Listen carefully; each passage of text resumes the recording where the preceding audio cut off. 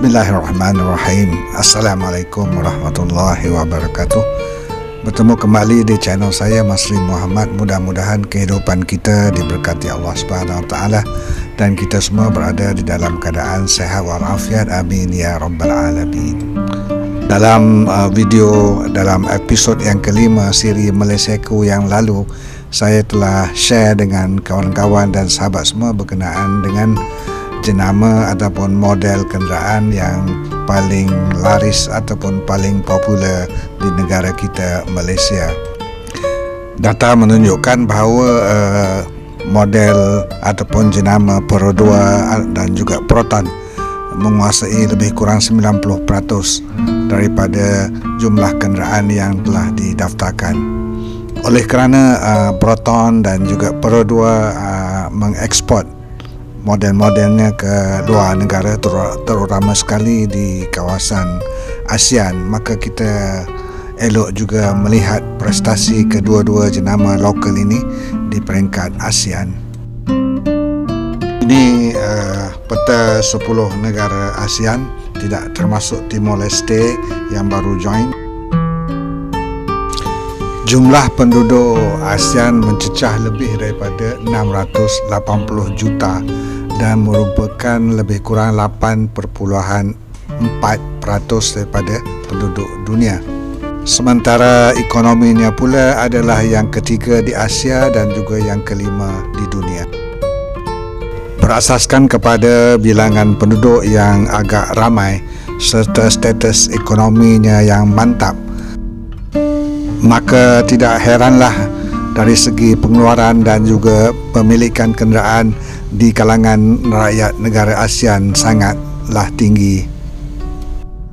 Maklumat yang saya dapati daripada ASEAN Automotive Federation menunjukkan bahawa dalam tahun 2023 sahaja, sejumlah lebih kurang 4.3 juta kenderaan telah dikeluarkan oleh beberapa negara ASEAN, di mana lebih kurang 1.84 juta dikeluarkan di Thailand, 1.395 juta di Indonesia dan 0.774 juta di Malaysia, sementara di Vietnam sebanyak 0.177 juta kenderaan.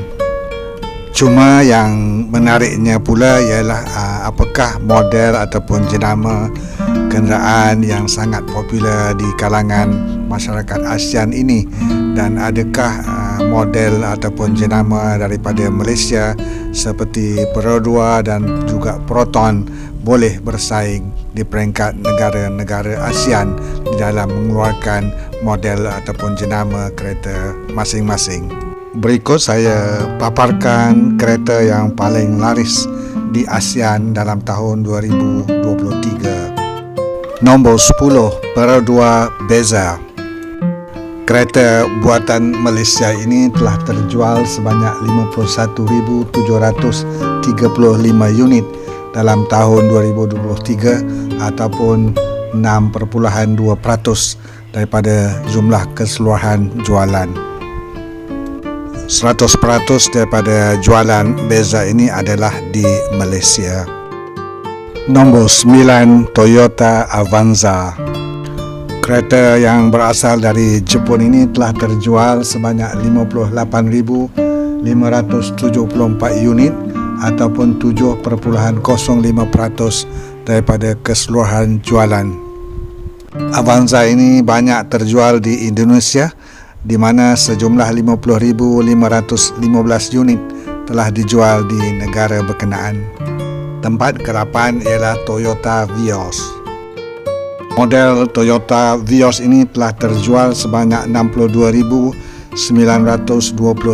unit pada tahun lalu, iaitu lebih kurang 77.57%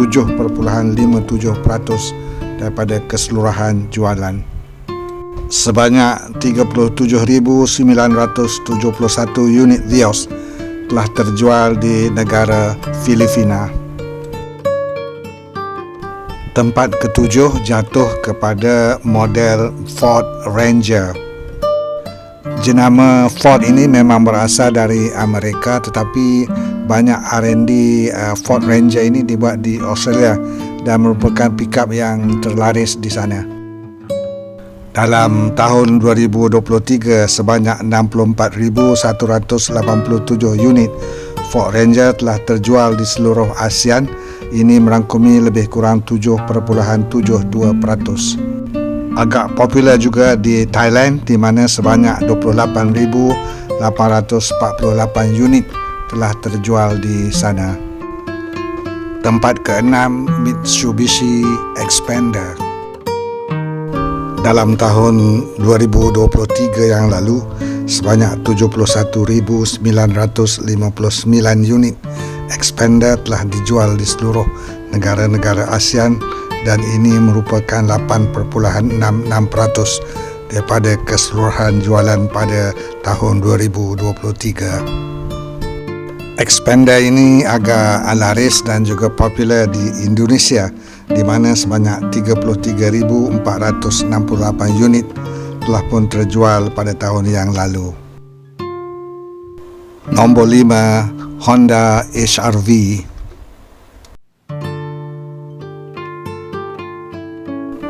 Dalam tahun 2023 yang lalu, sebanyak 73,547 unit Honda HR-V telah terjual di seluruh negara-negara ASEAN, dan ini sekitar 8.85% daripada jumlah keseluruhan penjualan kenderaan di negara-negara ASEAN pada tahun lalu. Agak seimbang populariti SUV dari Jepun ini di kalangan negara-negara ASEAN. Cuma di Indonesia ianya agak menonjol, lebih kurang 22,848 unit telah terjual pada tahun yang lalu. Tempat keempat jatuh kepada sebuah lagi model Honda, iaitu Honda City. Dalam tahun 2023, penjualan Honda City di seluruh negara ASEAN berjumlah 81,668 unit, bersamaan dengan 9.83% daripada jumlah keseluruhan jualan kenderaan di negara-negara ASEAN.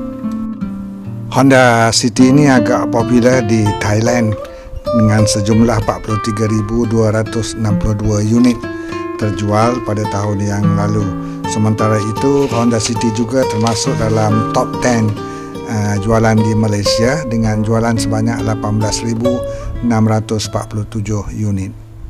Tempat ketiga jatuh kepada kereta nasional kita, Perodua Myvi. Pada tahun yang lalu, sejumlah 86,261 unit Perodua Myvi telah terjual di seluruh negara ASEAN. Ini merangkumi 10.44% daripada jumlah keseluruhan jualan.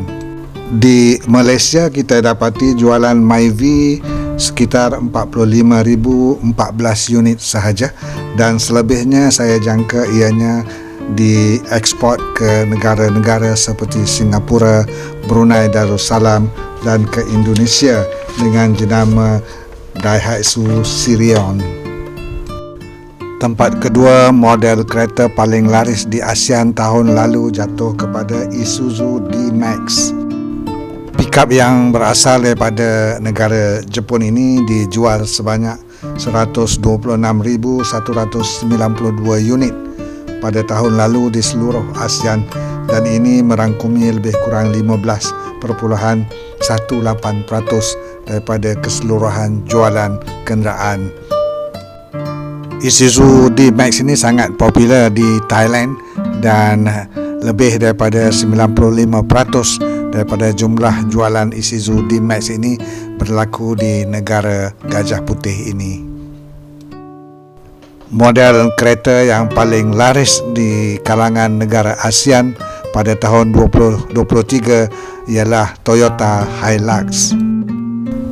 Sebanyak 154,100 unit Toyota Hilux telah terjual di kalangan negara ASEAN pada tahun 2023 yang lalu, dan ini adalah 18% ataupun 18.54% daripada jumlah keseluruhan jualan. Hilux ini banyak dijual dan popular di Thailand dengan jumlah jualan sebanyak 114,585 unit. Saya paparkan di sini keseluruhan daripada apa yang telah kita sama-sama bincangkan. Syabas dan tahniah kepada Perodua, di mana dua modelnya iaitu Perodua Beza dan juga Myvi masuk dalam top 10 kenderaan yang paling laris di negara-negara ASEAN. Kita berharap prestasi ini dapat dikekalkan dan ditingkatkan di masa-masa yang akan datang, dan satu lagi jenama kereta kita iaitu Proton akan memasuki insya-Allah top 10 pada masa-masa yang akan datang. Sahabat dan kawan-kawan semua, sebenarnya siapa yang memberi ilham kepada pemimpin-pemimpin kita pada tahun 1980-an dahulu untuk memulakan projek kereta nasional ini, dan begitu berani melaksanakannya walaupun dikritik hebat oleh masyarakat pada waktu itu. Dan setelah 40 tahun kita lihat bagaimana projek yang diilhamkan ini telah dapat dilaksanakan dan masih bertahan sehingga sekarang ini. Dan usaha-usaha yang dilakukan oleh syarikat yang memulakan projek ini dahulu sehinggalah sekarang ini, siapa sebenarnya yang memberikan laluan dan kejayaan? Jawapannya hanya satu, iaitu Allah Subhanahu Wa Taala. Nikmat Tuhanmu yang mana lagi yang ingin kita dustakan?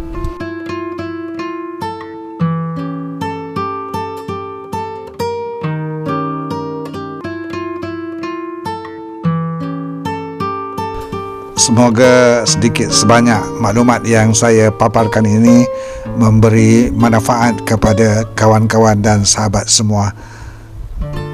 Sehingga kita berjumpa lagi dalam video-video saya yang akan datang. Salam hormat dari saya, Masri Muhammad. Assalamualaikum warahmatullahi wabarakatuh.